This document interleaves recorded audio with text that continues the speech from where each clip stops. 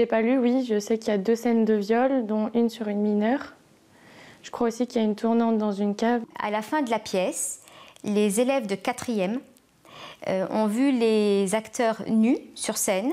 C'est le concours des lycéens il y a quelques années qui s'appelait 1000 ventres et dans lequel il y a une scène ouverte de zoophilie. Je suis horrifiée, choquée, stupéfaite qu'un professeur, face à des élèves de 13 ans, ose regarder sa classe droit dans les yeux et étudier ces passages.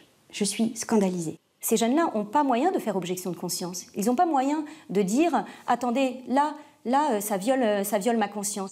Il est devenu très difficile de dire d'une école qu'elle n'est plus catholique, parce que ça nuit au business. Voilà.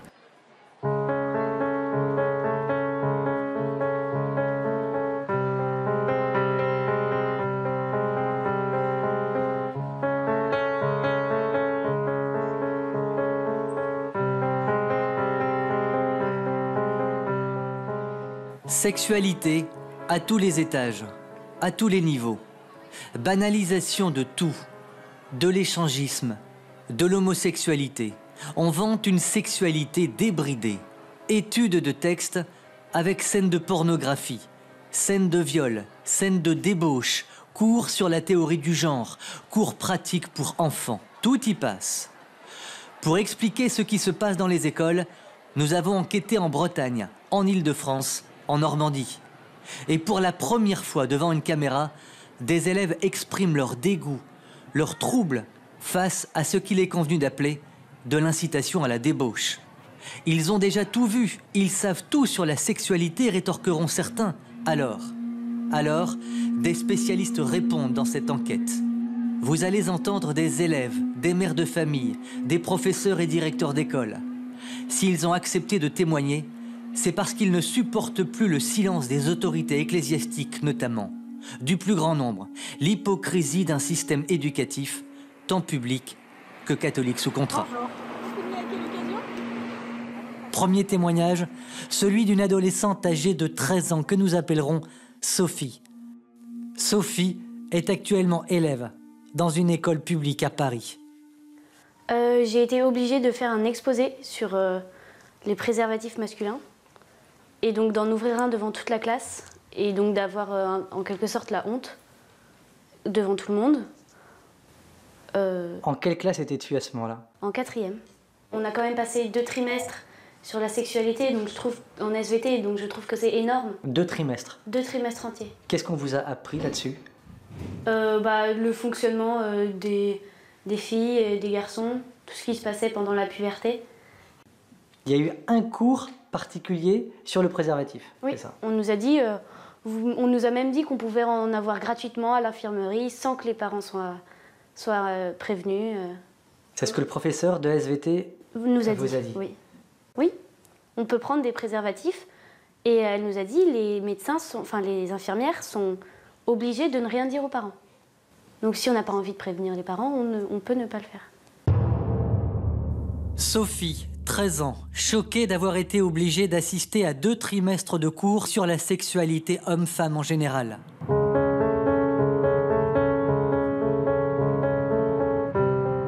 La situation est-elle identique à tout l'enseignement public? La réponse est oui, car les programmes sont obligatoires et imposés. Libre choix aux professeurs pour certains livres, certes, mais le tronc commun est exactement le même pour tout le monde. Il faut enseigner tous les aspects de la sexualité, ce, dès le plus jeune âge. Mais, alors, on va être très clair. Ça baisse en orthographe, ça baisse en maths, ça baisse en connaissances historiques, ça baisse en connaissances géographiques, ça baisse en culture de façon globale. Mais c'est monté d'une façon très nette sur l'art de surfer vers grosnichon.com. C'est Jean-Paul Brigelli qui s'exprimait ainsi sur une télévision privée, il y a 2 semaines. Jean-Paul Brigelli sait de quoi il parle. Il est docteur en lettres et sort de Normal Sup. Cet ancien militant d'extrême gauche a enseigné à l'université de Corse avant d'en devenir le président. Ce qui me bouleverse le plus, c'est quand effectivement j'ai des parents qui me remontent des choses qui se passent à l'école, notamment au niveau des livres de lecture, que ce soit en particulier en français. qui montrent des scènes qui sont vraiment, qui n'ont rien à faire à l'école, enfin des scènes de sexe, voire de viol, des agressions sexuelles. Cette femme s'appelle Esther Pivet, mère de famille de 4 enfants. Elle est aussi très brillante. Ingénieure polytechnicienne, elle a travaillé à la direction des constructions navales avant de devenir directrice des marchés à la Commission de régulation de l'énergie. Il y a 3 ans, elle crée le mouvement Vigigender. Esther Pivet, que nous avons rencontrée à Paris, est scandalisée par ce que l'on fait apprendre aux plus jeunes dans l'éducation nationale. Donc beaucoup de livres de français qui n'ont rien à faire à l'école. Et le dernier qu'on avait mis en évidence, c'était un livre qui, sur 3 pages, décrivait une fellation dans les détails. Donc livre recommandé pour les 3e. Alors le professeur avait trouvé ce livre dans les listes recommandées par l'Éducation nationale et n'avait pas pris le temps de le lire malheureusement. Et quand des parents sont revenus vers lui en lui montrant le passage en question, il était très embêté, il a évidemment retiré le livre, mais il était un peu tard. Et l'Éducation nationale d'ailleurs, une fois qu'on a eu alerté sur ce sujet, a enlevé le livre de sa liste officielle, en tout cas au niveau du site national. Par contre, certaines académies continuent à recommander ce livre, Qui es-tu Alaska, donc qui décrit une fellation sur 3 pages. Mais il y a certaines personnes, manifestement, ça ne semble pas les gêner. Voilà, il dit, de toute façon, les enfants ont un accès au porno, donc voilà, un peu plus, un peu moins, c'est pas très grave. Moi, ce que je dis simplement, c'est que ce n'est pas le rôle de l'école. Ce n'est pas le rôle de l'école. Peu importe. Depuis au moins 2 décennies déjà, tous les hommes politiques au pouvoir, de gauche comme de droite, cautionnent un mouvement d'envergure que rien ne semble arrêter.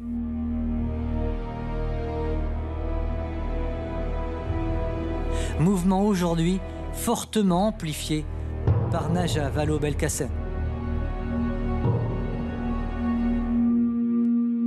La situation est-elle meilleure dans l'enseignement catholique sous contrat?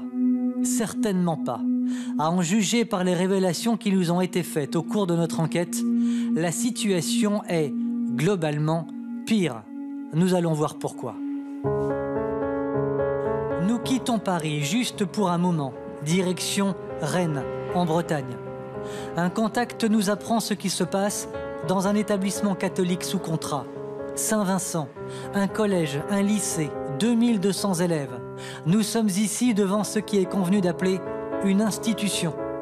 Une institution qui semble faire bien pâle figure lorsque l'on découvre l'envers du décor. Il y a peu, un livre très clairement immonde a été étudié dans une classe de 4e.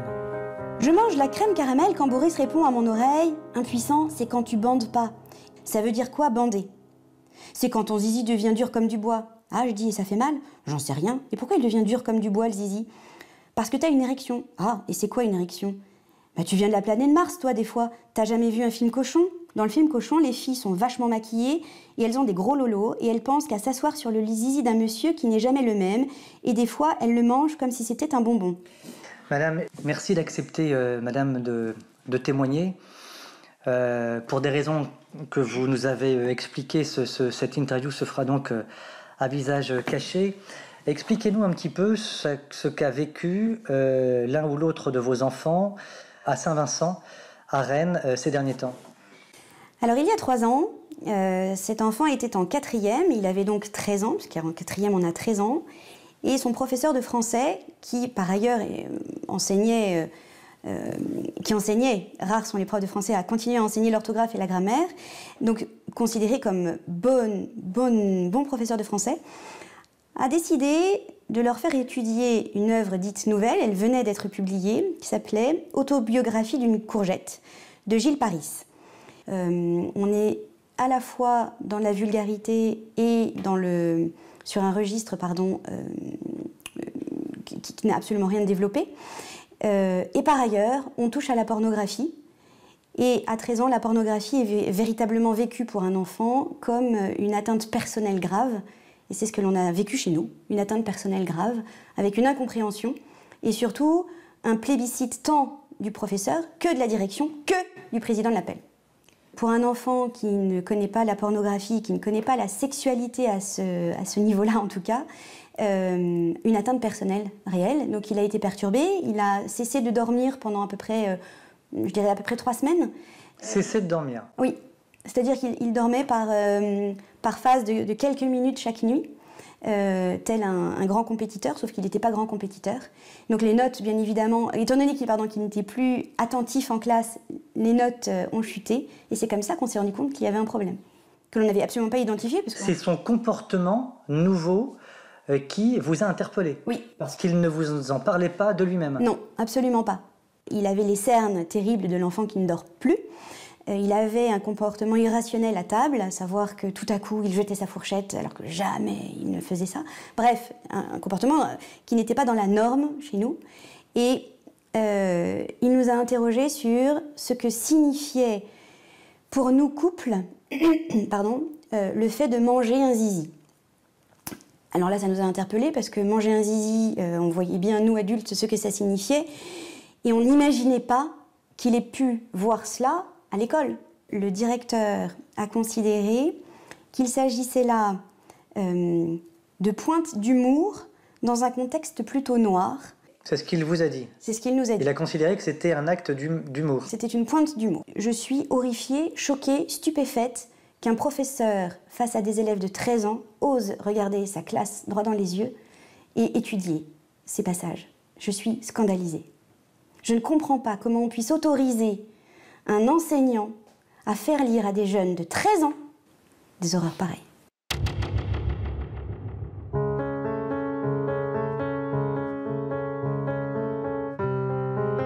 Voilà donc ce qui a été étudié dans un collège, dit-on, réputé de Rennes. Voilà ce qui a été étudié à Saint-Vincent. Ce témoignage est bien loin d'être un cas unique. La preuve, cet établissement situé non loin de Saint-Vincent. Nous restons dans la ville de Rennes. L'Assomption, un autre établissement catholique sous contrat. Ici, c'est le livre de Karine Thuil qui a été étudié en cours. Un livre clairement pornographique dans lequel on trouve des scènes de viol. Question, qu'est-ce qu'un livre tel que celui-là vient faire dans une classe de seconde ?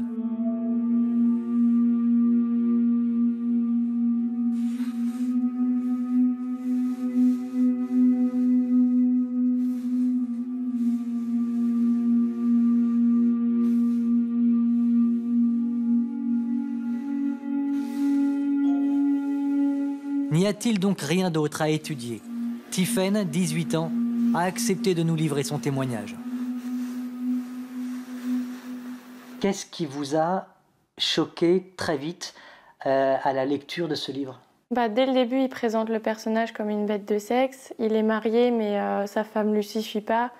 Donc il a une garçonnière où il va voir d'autres femmes la nuit en donnant des somnifères à sa propre femme pour pas qu'elle se réveille. Ça m'a choquée de lire un livre comme ça en seconde. Je me suis demandé pourquoi je lisais ça, parce que dans le cadre pédagogique, je voyais pas à quoi ça servait, parce que normalement c'était pour comparer avec le livre de Guy de Maupassant, Belle Amie, et je voyais pas trop la comparaison s'afficher en lisant ça, quoi. Donc, Parce qu'il y a vraiment des scènes qui sont clairement choquantes. Oui, de ce que j'ai pas lu, oui, je sais qu'il y a 2 scènes de viol, dont une sur une mineure.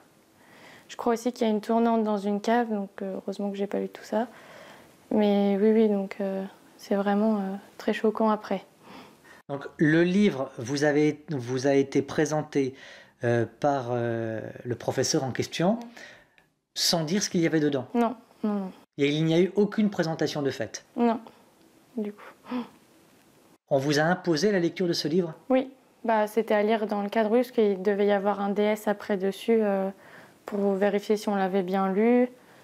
Donc du coup, il n'y a pas eu ce DS vu qu'on a réussi à faire retirer le livre. Mais le professeur en a parlé en disant que certains parents ne voulaient pas que le livre soit étudié, en disant que c'était les parents eux-mêmes qui faisaient de la pornographie en envoyant des extraits choquants, comme il a dit, pour que les gens voient. Et il a comparé ça à une œuvre d'art, que c'était comme si on prenait une œuvre d'art où il y avait une personne nue, qu'on découpait juste le personnage nu et qu'on le distribuait dans la rue comme ça.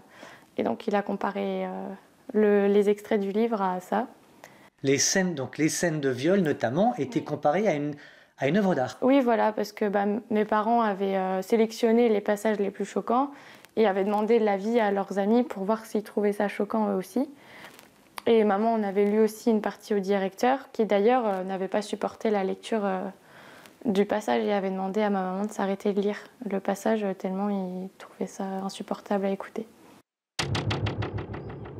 Un directeur d'école catholique qui trouve cela insupportable à entendre, mais qui laisse ce genre d'immondice entre les mains des élèves dont il a la charge.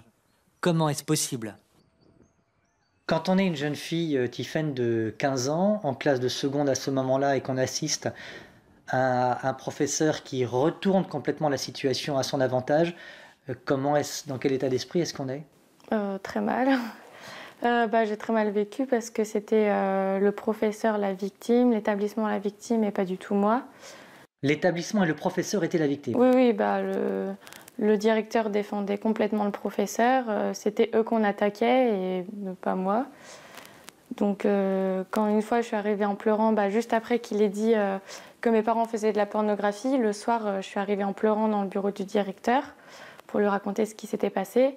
Et là, il a complètement noyé le poisson en disant que c'était mon ressenti, que le professeur disait pas ça pour me blesser, que personne ne savait que c'était mes parents alors que tout le monde le savait. Et donc lui, il a pris la défense de son professeur alors qu'il avait en face de lui une jeune fille en larmes. Donc ça, c'est vrai que ça m'a beaucoup déçue. Enfin, je pensais qu'un directeur pouvait défendre son élève, mais apparemment non. Donc, En larmes, Tiffaine, parce que très choquée de ce que le professeur prenait à témoin les élèves de votre école, de votre classe, contre vos parents. Oui, voilà. Donc ça, c'est sûr que ça a été très dur à encaisser sur le coup. Ouais. Conséquence directe, durant des mois, Tiffaine sera victime de crises de larmes, de crises d'angoisse. Elle fera des cauchemars.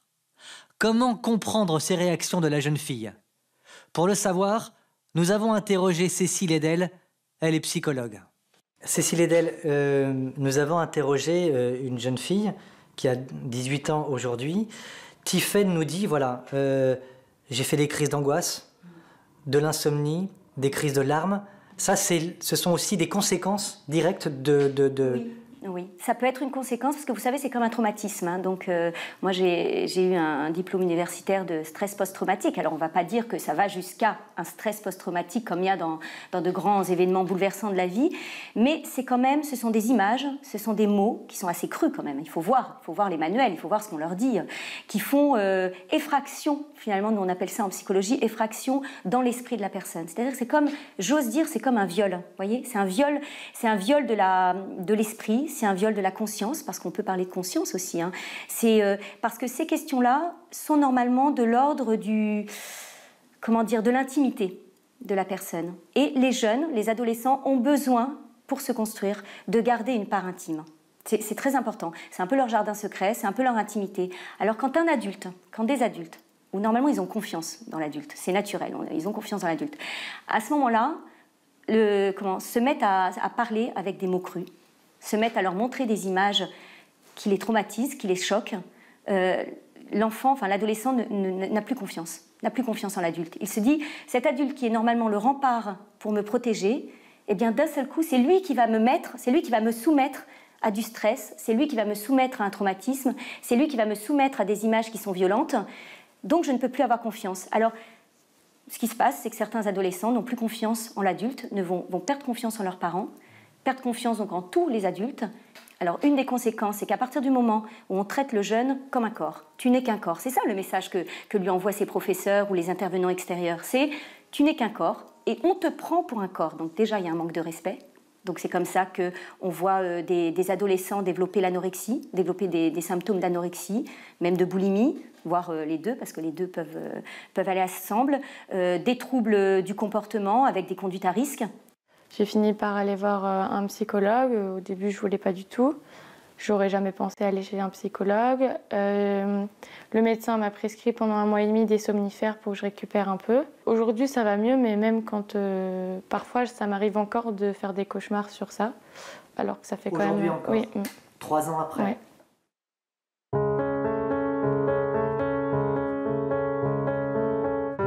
Autre établissement catholique sous contrat.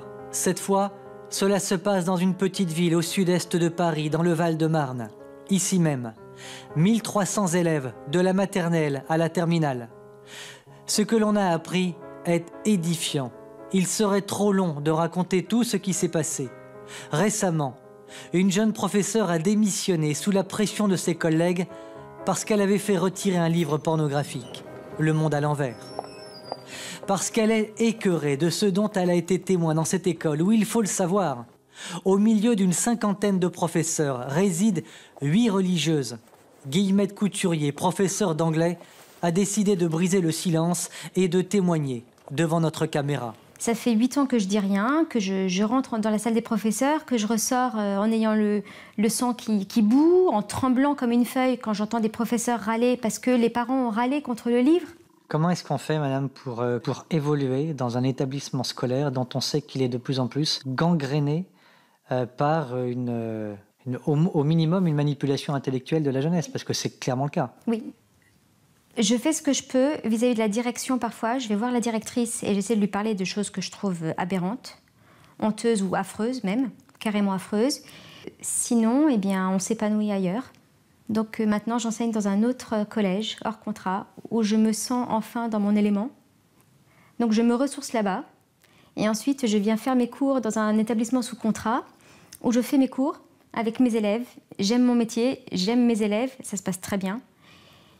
Mais voilà, je fuis la salle des profs. Et pourtant, parmi la 50aine de professeurs, peut-être 30 ont quand même l'esprit bien tourné. Je pense que plus de la majorité a l'esprit bien tourné, mais n'ose rien dire. En fait, c'est la majorité silencieuse. Il n'y en a pas beaucoup qui ont des idées vraiment tordues, mais c'est ce qu'on entend, malheureusement. Et c'est eux qui gangrènent l'esprit, parce qu'à 5, 6, 7... eh ben, ils font passer des idées néfastes pour l'éducation des enfants et pour la construction de leur personnalité, ça c'est sûr. Et ils mettent une mauvaise ambiance aussi en salle de prof. Mais tous les autres ne réagissent pas. C'est juste quand on parle deux par deux qu'on s'aperçoit que l'autre aussi pense comme soi, mais n'ose pas le dire, on dit rien. On est 30 à se taire. La loi du silence est une minorité agissante. Comment est-ce possible dans des établissements dits catholiques ? Nous poursuivons notre enquête. Il s'agit maintenant de comprendre pourquoi et comment est-il possible qu'une minorité agissante gangrène à ce point l'enseignement catholique. Et qu'y a-t-il précisément au sommet de l'enseignement catholique de France? Nous avons rendez-vous à plus de 300 km de Paris. Le directeur d'une école catholique sous contrat accepte de nous parler. Pour des raisons faciles à comprendre, l'interview se réalise à visage caché. Vous êtes donc directeur d'un établissement scolaire, oui, d'enseignement catholique sous contrat. Lorsque nous avons pris contact avec vous au téléphone, vous nous avez dit très clairement l'appel est une mafia. Qu'est-ce que vous voulez dire par là? Je dis qu'il y a dans l'organisation de l'association des parents d'élèves telle qu'elle est gérée actuellement une mainmise d'un certain nombre de gens qui n'ont pas du tout l'intention de lâcher le pouvoir et qui sont à la solde à la fois du secrétariat général de l'enseignement catholique et du ministère de l'Éducation nationale. Et j'en veux pour preuve que les dernières élections qui ont eu lieu pour cette organisation ont été des élections parfaitement obscures. On ne sait pas qui vote, on ne sait pas combien de gens sont habilités à voter. Et ce qu'on sait par contre, c'est que les gens qui déposent des motions qui vont plutôt dans le sens d'une reconnaissance d'une catholicité des établissements, ceux-là sont systématiquement éliminés. Vous voulez dire que à la tête de l'enseignement catholique, c'est une mafia? Oui, je crois qu'on peut dire qu'il y a à la tête de l'enseignement catholique, en tout cas, une organisation qui est très bien huilée pour faire en sorte d'éviter toutes les têtes qui peuvent dépasser.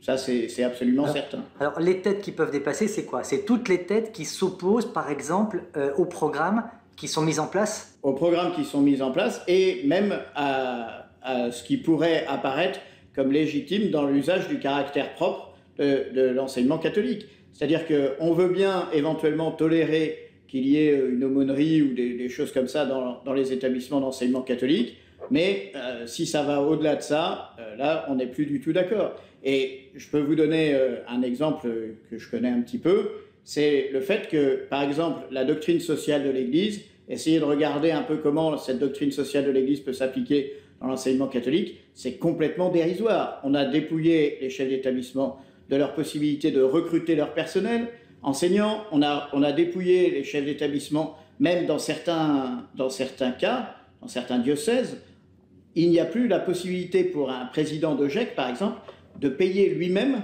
son chef d'établissement. Donc c'est l'enseignement catholique qui s'occupe de tout.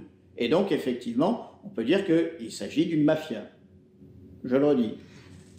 Donc, cela explique, selon vous, les raisons pour lesquelles on trouve dans l'enseignement catholique sous contrat l'étude de livres clairement pornographiques où toute la sexualité la plus débridée est étudiée. Mais bien sûr, parce qu'à partir du moment où la norme devient l'enseignement public, il n'y a plus aucun frein. C'est-à-dire que, pour vous donner un exemple très simple, le livre qui s'appelle « Mille ventres », qui a été prix Goncourt des lycéens il y a quelques années, et dans lequel il y a une scène ouvertement de zoophilie.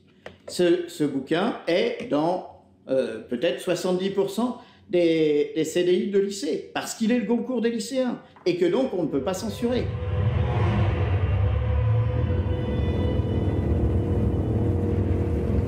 L'école dite catholique, dite libre, n'a en fait plus grand-chose de libre. Avant la loi Debré de 59, les écoles s'auto-géraient toutes seules au niveau local. Depuis, après être passées au-dessus des appels, l'association de parents d'élèves, une usine à gaz lourde de 915 000 membres,